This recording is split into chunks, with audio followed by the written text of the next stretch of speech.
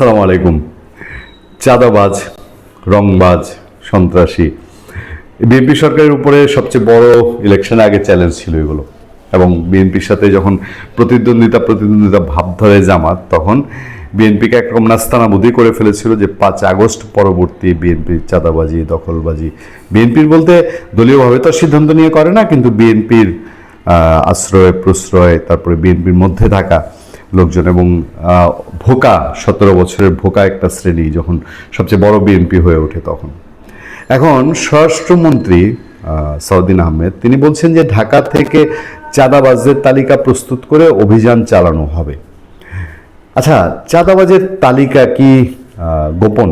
চাঁদাবাজের তালিকার জন্য কি এমন যে বাংলাদেশের সমস্ত ইন্টেলিজেন্সকে তার শ্রম দিতে হবে?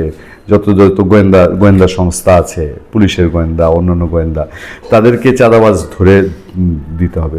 বিএনপি যদি নিজে ইচ্ছা করে, বিএনপির কেন্দ্রীয় পর্যায় থেকে বিএনপি যদি সত্যি সিদ্ধান্তটা শক্তভাবে নিতে পারে, তারেক রহমান হিমশিম খেয়েছেন, তারেক রহমান চেষ্টা করেছেন, তারেক রহমান এটা অবিশ্বাস্য অকল্পনীয় যে এই বাংলাদেশে একটা দল এক বছরে 7-8 হাজার মানুষকে বহিষ্কার করে অভিযোগে।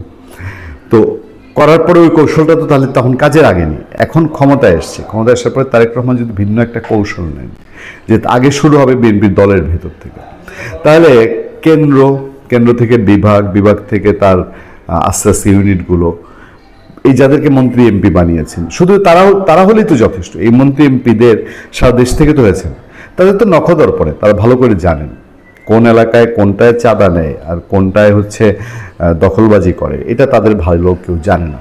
ফলে এই তালিকা ধরে ঢাকঢোল পিটিয়ে চাঁদাবাজ ধরাটা, আমি জানি না এটা কতটুকু ফলপ্রসূ হবে। সাউদ্দিন আহমেদ বলছেন যে জনমনের স্বস্তি ফিরিয়ে আনা এবং রাষ্ট্রের নিরাপত্তা ব্যবস্থাকে কার্যকর রাখাই সরকারের মূল লক্ষ্য বলে জানিয়েছেন সাউদ্দিন আহমেদ। বুধবার তিনি মেট্রোপলিটন পুলিশের সদর দপ্তরে একটা প্রোগ্রামে বলছেন যে খুব শীঘ্রই রাজধানী ঢাকা থেকে চাঁদাবাজদের একটি তালিকা প্রস্তুত করে তাদের বিরুদ্ধে বিশেষ অভিযান চালানো হবে। যারা অস্ত্রধারী ও দাগী আসামি, তাদের আইনের আওতায় আনা হবে। অতীতের মতো তাবেদারি নয়, পুলিশকে জনবান্ধব পুলিশে পরিণত করতে হবে। তিনি বলেন যে জনগণের সরকার, আগের সরকারের সঙ্গে তুলনা করে বর্তমান প্রশাসনের কার্যক্রম মূল্যায়ন করতে হবে।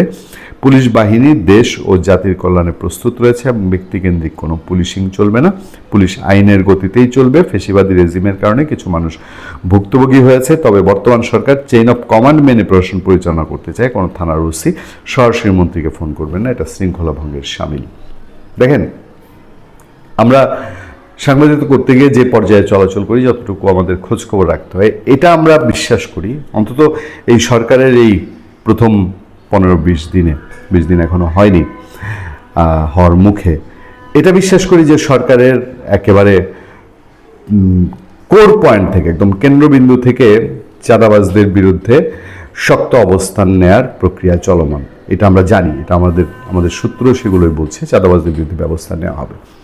কিন্তু এই প্রক্রিয়ায় ঘোষণা দিয়ে চাঁদাবাজদেরকে ঢাকা থেকে তালিকা তৈরি মানেই তো বাংলাদেশে গড়বড় আছে। মন্ত্রীর হাতে সব নাই, মন্ত্রীকে নির্ভর করতে হয়, মন্ত্রীকে আমলাতন্ত্রের উপর নির্ভর করতে হয়, পুলিশি আমলাতন্ত্রের উপর নির্ভর করতে হয়। আমি স্বীকার করি এই সরকার আসার পরে পুলিশিং সিস্টেম চেঞ্জ হয়েছে। জাস্ট ওই যে একটা রাজনৈতিক সরকার প্রয়োজন ছিল, নির্বাচিত সরকার প্রয়োজন ছিল, এটা রাজনৈতিক সরকার আসলে হতোই এবং পুলিশ নিয়ন্ত্রণে আসবে। পুলিশ যদি তার ওই যে পুলিশ হত্যাকাণ্ডের বিচারগুলো চায়, তাতেই দেখবেন পুলিশ 80% সোজা হয়ে যাবে, বিচারগুলো পায় যদি। তো সেই ক্ষেত্রে পুলিশের জায়গায় পুলিশ ঠিক থাকবে, বাট চাঁদাবাজি নিয়ন্ত্রণে সরকারের সদিচ্ছা, তারা তালিকা তৈরি করবেন ভালো কথা, কিন্তু তালিকার বাইরে নিজের দলের ভেতরে তারা শুদ্ধি অভিযান চালাবেন কিনা, এটা কি তার চেয়ে গুরুত্বপূর্ণ না? ভালো থাকবেন, সুস্থ থাকবেন। আপনার সাথে আমি আতিক রহমান, পূর্ণিয়া।